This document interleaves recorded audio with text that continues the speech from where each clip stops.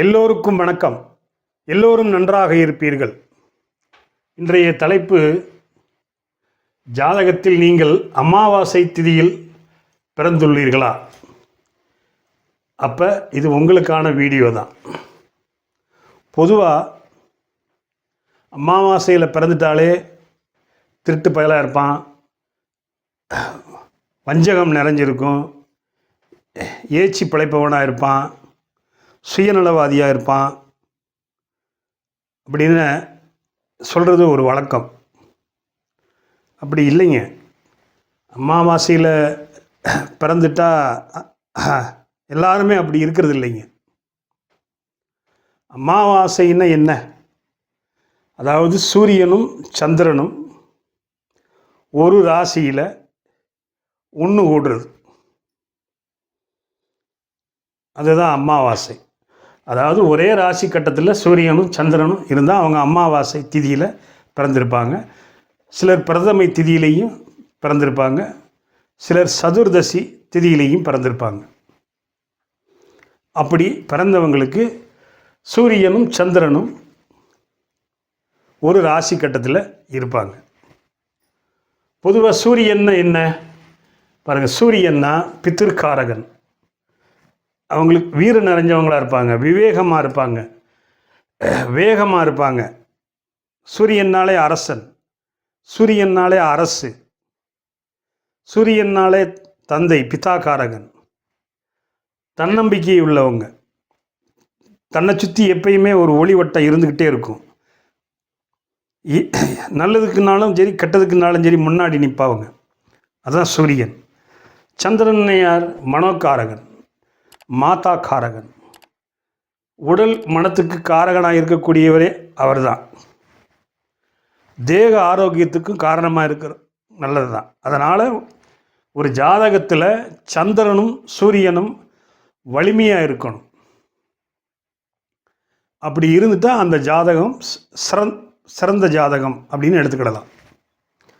சரி, இப்போ இப்படியெல்லாம் சொல்கிறாங்களா சார், நானும் அமாவாசை திதியில் தான் பிறந்திருக்கேன், அப்போ என்ன ஆகும் அப்படின்னா, யாரும் ஒன்றும் பயப்படணும்னு ஒன்றும் அவசியமே இல்லை. பொதுவாக மனுஷங்க 24 மணி நேரத்தில் ஒரு நாளைக்கு எத்தனையோ குழந்தைகள் பிறந்துக்கிட்டே இருக்குது. அதில் கரெக்டாக மத்தியானம் 12 மணிக்கோ நைட் 12 மணிக்கோ கரெக்டாக பிள்ளைங்க பிறக்கக்கூடாது. அப்படி ஒரு வேளை தப்பி தவறி பிறந்தாலும் அவங்க பிறந்த உடனே இறந்துருவாங்க. இதை தவிர மற்ற நேரங்களில் எப்போ வேணாலும் பிறக்கலாம். சரிங்களா? சரி, நீங்கள் அமாவாசை திதியில் பிறந்துட்டீங்க. பாருங்கள், உண்மையிலே சொல்கிறேன், அமாவாசை திதியில் பிறந்தவங்க நிறைய பிரில்லியண்ட்டாக இருப்பாங்க. அவங்க சுயநலவாதியாக இருக்க மாட்டாங்க, பொதுநலவாதியாக இருப்பாங்க. நிறைய புத்தி கூர்மை இருக்கும், கடுமையாக உழைக்கக்கூடியவங்களாக இருப்பாங்க. நான் வாழ்க்கையில் முன்னேறணும்னு நினைக்கக்கூடியவங்களாக இருப்பாங்க. யாருக்கும் அவங்க அடிமையாக இருக்க மாட்டாங்க. அப்படி ஒரு வேளை அவங்க எங்கேயாவது கம்பெனியில் வேலை செஞ்சாச்சுன்னா தலைமை பண்பில் இருப்பாங்க. இப்போ உதாரணத்துக்கு முன்னாள் முதலமைச்சர் கருணாநிதியா எடுத்துக்கிட்டா, அவர் அமாவாசை திதியில் தான் பிறந்திருக்கார். நான் அவரை முன் உதாரணம் அவசியமே இல்லை, உங்களுக்கு எல்லாருக்குமே தெரியும். ஆனால் எந்த இடத்துல இருந்தால் நல்லது, எந்த இடத்துல இல்லாமல் இருந்தால் நல்லதுங்கிறது தான் நம்ம பார்க்க போகிறோம். எல்லாருக்குமே நல்லது செஞ்சிருமா? நான் இல்லை. எல்லாருக்குமே கெட்டது செஞ்சிருமா? இல்லை. ஜோதிடமே ஒரு காம்பினேஷன் தான். 2 கிரகங்களை மட்டும் வச்சு நம்ம அளவு எடுக்க முடியாது. 9 கிரகங்கள் அது எங்கே நிற்கிது அப்படிங்கிறத வச்சு தான் எத்தனை கிரகம் ஆட்சி அடைஞ்சிருக்கு, எத்தனை கிரகம் உச்சம் அடைஞ்சிருக்கு, எத்தனை கிரகம் நீசம் அடைஞ்சிருக்கு, எத்தனை கிரகம் பகையாக இருக்குது, எத்தனை கிரகம் சமமாக இருக்குது. இப்படி 9 கிரகங்கள் 12 ராசிக்குள்ளே எங்கெங்கே இருக்குது, எந்த நிலையில் இருக்குங்கிறத பார்த்து ஸ்தான பலம், திக்பலம், திருக்பலம், காலாயன சேஷ்டபலம்ங்கிற 6 வகையான பலத்தையும் பார்த்து தான் நம்ம முடிவு எடுக்க முடியுமே ஒழிய அவர் அமாவாசையில் பிறந்துட்டாரே போச்சு, அவன் திருட்டு பையன், முள்ள மாதிரி, அவன் வஞ்சகம் பண்ணுறவன், ஏச்சி பிழைக்கிறவன், அப்படியெல்லாம் நம்ம நினைக்கக்கூடாது. சரி, இப்போ ஃபஸ்ட்டு எங்கே இருந்தால் நல்லதுங்கிறத போயிடலாம். இங்கே சூரியன் உச்சமாவாருங்க.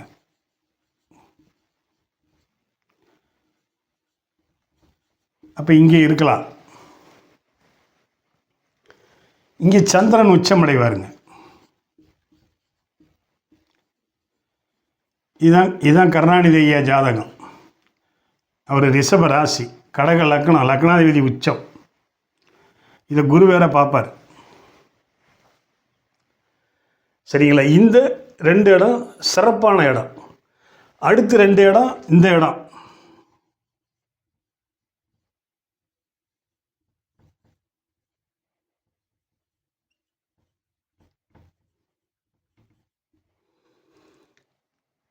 இந்த 4 இடத்துல இருந்தால் இந்த அமாவாசை திதி யோகமாக வேலை செய்யும். இதை தவிர லக்கணத்துக்கு 1, 5, 9 சேர்ந்திருந்தாலோ 4, 7, 10ங்கிற கேந்திரத்தில் சேர்ந்திருந்தாலோ, அதாவது திரிகோணத்திலேயோ கேந்திரங்கள்லேயோ சேர்ந்திருந்தாலோ நல்லது. சரி, எங்கெல்லாம் சேரக்கூடாது, இருக்கக்கூடாது, இந்த 4 கட்டத்தை தவிர இருக்கக்கூடாதுங்க. முக்கியமாக இந்த காரனில் இருக்கவே கூடாதுங்க. சரியா? அதுக்கப்புறம் இங்கே இருக்கவே கூடாதுங்க. ஏன்னா இங்கே சந்திரன் நீசம் அடைவார், இங்கு சூரியன் நீசம் அடைவார். சரியா? அப்போ இந்த இடத்துலையும் சந்திரனும் சூரியனும் சேர்ந்து இருக்கக்கூடாது, சந்திரனும் சூரியனும் சேர்ந்து இருக்கக்கூடாது. அதுக்கப்புறம் முக்கியமாக இந்த 2 வீட்டிலையும் இருக்கக்கூடாதுங்க. இது பகை வீடுங்க, சனியினுடைய வீடுங்க. இங்கே சூரியன் சந்திரன் இருக்கக்கூடாதுங்க. இங்கே சூரியன் உச்சமடைகிறார், இங்கே சந்திரன் உச்சமடைகிறார். இங்கே 2 பேருமே ஆட்சி பலத்தை அடைகிறாங்க. அதனால் நல்லது. இப்போ இதை தவிர குரு பார்த்துட்டாருன்னு வைங்க, இப்போ இங்கே பார்த்துருவார், இங்கே பார்த்துருவார். இதையும் பார்க்கணும்னா குரு இங்கே வந்துடணுங்க. அப்போ என்ன, படிநிலை கூடுதுங்க. அவங்க இன்னும் உயர்வாகிறாங்க, இன்னும் நிறைய சம்பாதிக்கிறாங்க. சரிங்களா? அதான் குரு பார்க்க கோடி நன்மை. குரு இப்போ பௌர்ணமியில் பிறந்திருந்தால் அந்த ஜாதகத்தில் 2 குருக்கள் இருக்கிறாங்கன்னு அர்த்தம். ஒருத்தர் அமாவாசையில் பிறந்திருந்தால் அந்த ஜாதகத்தில் 2 சனி இருக்கிறாங்கன்னு அர்த்தம். சனிங்கிற கிரகமே 12 ராசியில் எங்குமே இருக்கக்கூடாது. சரி, எங்கே இருந்தால் ரொம்ப கெடுதல் பண்ணுவார்?